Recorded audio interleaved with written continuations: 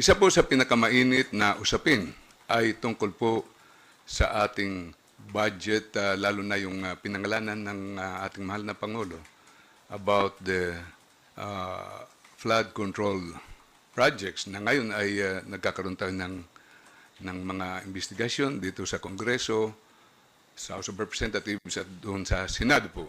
At isa po sa mga nababanggit ay ang tinatawag nating special committee. Small committee, I mean. Yung small committee na kanina pa lang napangalanan doon sa Senado.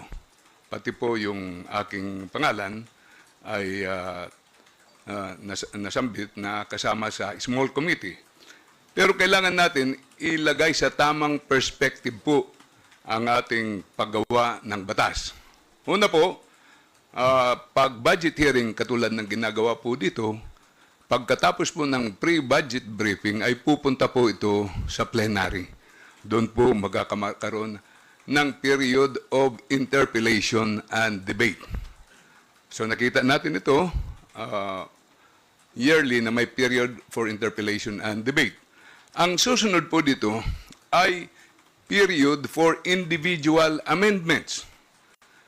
Ngayon, dahil napakarami po ng miyembro ng Kongreso, 315 ang miyembro ng Kongreso noong 19th Congress, sa ngayon, 326 members, pag tumayo bawat isa na mag-propose po sa kanyang amendment, baka hindi tayo matapos dito. Kaya mula ng 2020, gumawa na po ang House of Representatives ng tinatawag na small committee. Ito na po yung small committee. Ang function po ng small committee ay tumanggap ng individual amendments para sa GAB2.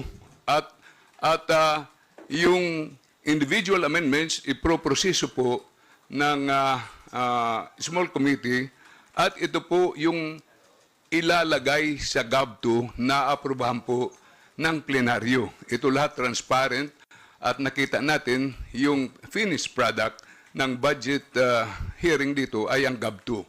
Yung GAB2, General Appropriations Bill, ay yun po ang pupunta sa Senado dahil appropriations emanate from the lower house. Ano naman ang role ng minority leader? Bakit nasa small committee? Remember, this is not a minority bill.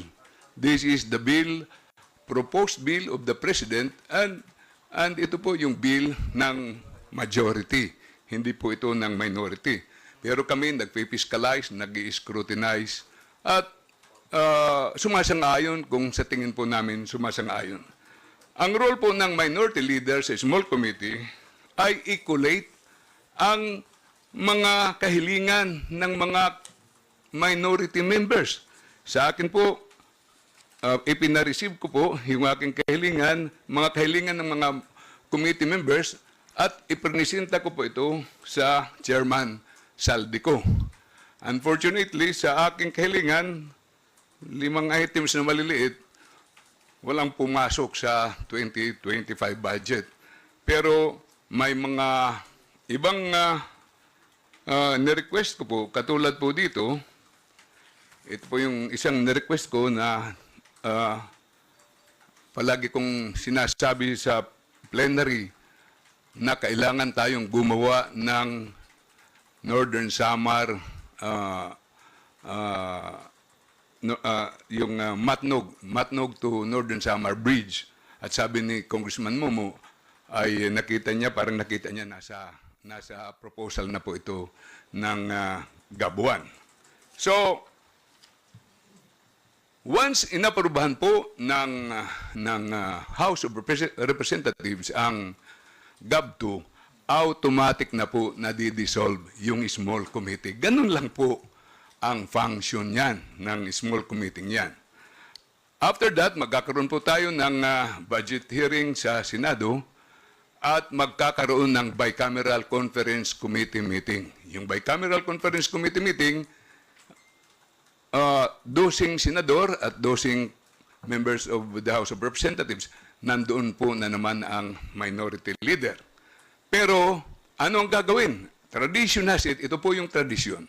Ang tradisyon ng Kongreso na nakikita naman po natin lahat, magkakaroon ng motion ang membro ng Senado para i-authorize ang chairperson ng Committee on Finance, chairperson, na siyang mag-head ng panel together with the technical staff to reconcile the conflicting provisions of the budget of the Senate, the proposed budget of the Senate, and the House of Representatives. At doon din po, at sa panahon yun, i-motion naman ng House of Representatives to authorize the chairperson of the Committee on Appropriations together with the technical staff para sila ang mag-reconcile dahil sila yung mas nakakaalam at ang i-reconcile nila yung conflicting provisions ng House at saka ng Senado. Sa practice, gumagawa din sila ng another committee na sila na ang namimili. Sa panahong yun, hindi po kasama na ang minority leader doon, pero kasama sa BICAM. Pero anong role pa rin ng minority leader? Ipaabot pa rin sa BICAM ang kahilingan ng members of the minority. Ganun lang po ka-limited ang participation ng obligasyon ng minority leader. Thank you po.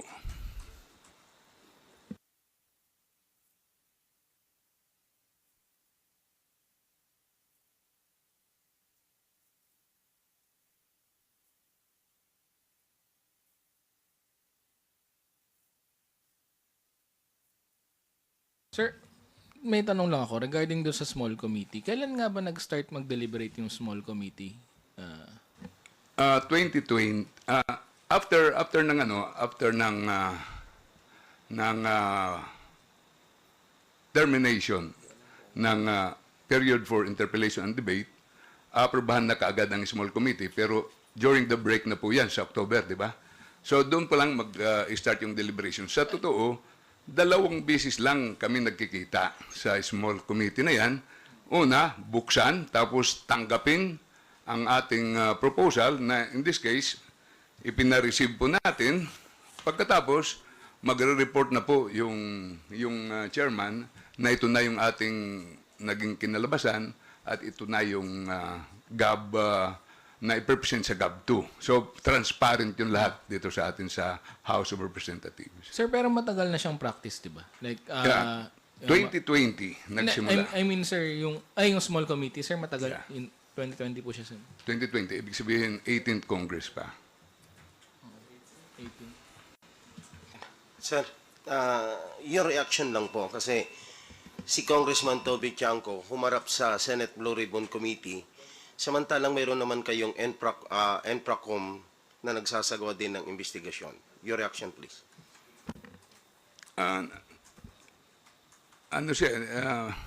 Nasa kanya po yan. May karapatan naman siya kung anong gusto niyang gawin, pero gusto ko lang ipahayag yung tama na ginagawa po natin dito na nagsisikap naman ng ating mga membro ng Kongreso at sana hindi magkaroon ng masamang alintana na tungkol sa small committee na yan dahil nakikita naman natin, transparent naman ang ginagawa dito sa Kongreso. Sana dito, ang nagiging problema lang ngayon ay sa small committee na binuo, si Congressman Saldico, si Congressman Manix Dalipi, ang ating dating majority leader, at saka si Congresswoman Estela Kimbo, at ako po, kami po yung naging membro ng small committee at walang makapagsalita dito tungkol sa small committee. Kaya ako po ngayon ang nakaharap po dito para may paliwanag sa ating taong bayan na hanggang doon lang po ang trabaho ng Kongreso.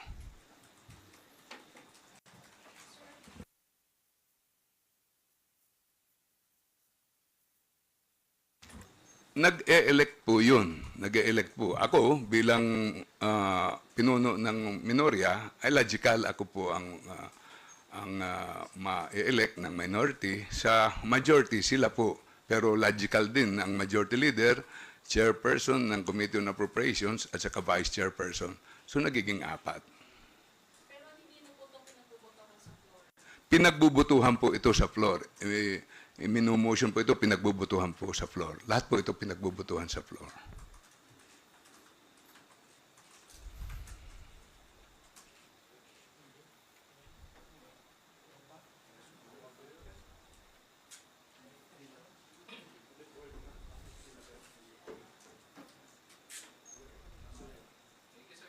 Thank you. Okay. So, maraming salamat po.